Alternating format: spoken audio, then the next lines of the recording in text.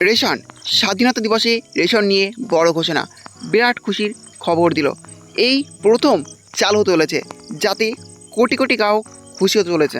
হ্যাঁ, চলুন আজকের ভিডিওর মাধ্যমে দেখে নিয়ে যে কী এমন বড় ঘোষণা হলো, কী এমন প্রথম চালু হতে চলেছে যাতে কোটি কোটি গ্রাহক খুশি হতে চলেছে। হ্যাঁ, সেটাই আজকের ভিডিওর মাধ্যমে দেখতে পাবেন। হ্যাঁ, তার জন্য ভিডিওটি একটু স্কিপ না করে শেষ পর্যন্ত দেখতে থাকুন। আর অবশ্যই আপনি চ্যানেলে নতুন হয়ে থাকেন, তাহলে চ্যানেলটি সাবস্ক্রাইব করে পাশে থাকবেন। এই রেশন ব্যবস্থায় সরকারের নতুন উদ্যোগ, রেশন ব্যবস্থাকে আরও উন্নত করতে স্বাধীনতা দিবসে রাইস এটিএম তথা প্রযুক্তির সাহায্যে রেশন বন্টনের ঘোষণা হলো, যার জেরে প্রচুর রেশন গ্রাহক উপকৃত হতে চলেছেন। Rice ATM machine for ration distribution দেশের রেশন ব্যবস্থা সংস্কারের জন্য কেন্দ্র ও রাজ্য সরকার একাধিক উদ্যোগ গ্রহণ করেছে, যা দরিদ্র ও মধ্যবিত্ত জনগণের জীবনকে সহজ করতে সহায়ক হবে। বর্তমানে আমাদের দেশের প্রায় 80 কোটি মানুষ প্রতি মাসে বিনামূল্যে গণবন্টন ব্যবস্থার মাধ্যমে চাল ও গম প্রাপ্তির সুবিধা পাচ্ছেন। তবে রেশন প্রাপ্তির জন্য দীর্ঘ লাইনে দাঁড়ানো একটি সাধারণ সমস্যা হয়ে দাঁড়িয়েছিল। সেই সমস্যা সমাধানের জন্য এবার চালু হয়েছে নতুন একটি system, rice ATM.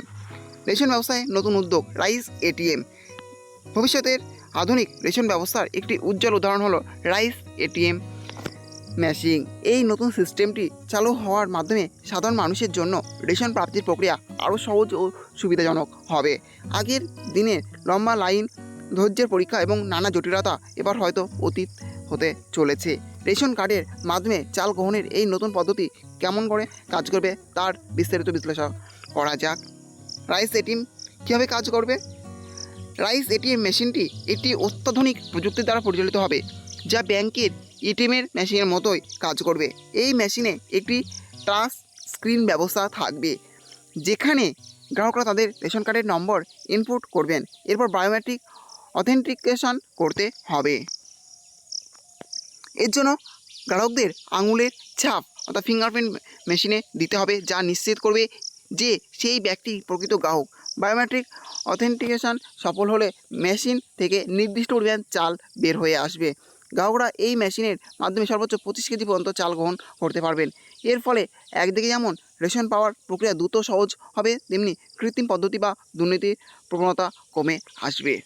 Rice ATM কোথায় চালু হয়েছে? এই অভিনব চালের এটিএম প্রথমে উড়িষ্যার ভুবনেশ্বরের মঞ্চেশ্বরে চালু করা হয়েছে। উদ্বোধন করেন উড়িষ্যা সরকারি খাদ্য সরবরাহ এবং ক্রেতা সুরক্ষা দপ্তরের মন্ত্রী কৃষ্ণানন্দ পাত্র।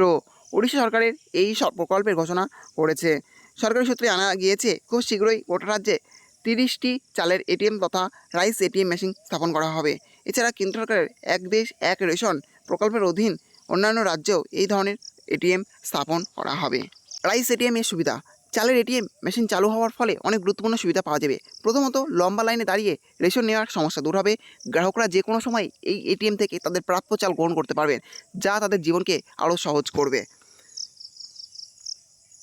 দ্বিতীয়ত, রেশন কার্ডের জালিয়াতি সমস্যা মোকাবিলা করা সম্ভব হবে। চালের এটিএম সিস্টেমে বায়োমেট্রিক অথেন্টিকেশন থাকার কারণে ভুয়ো গ্রাহকদের চিহ্নিত করা সহজ হবে এবং প্রকৃত গ্রাহকদের সঠিকভাবে চিহ্নিত করা সম্ভব হবে। ফলে রেশন বিতরণের সিস্টেম আরও সুষ্ঠু ও স্বচ্ছ হবে।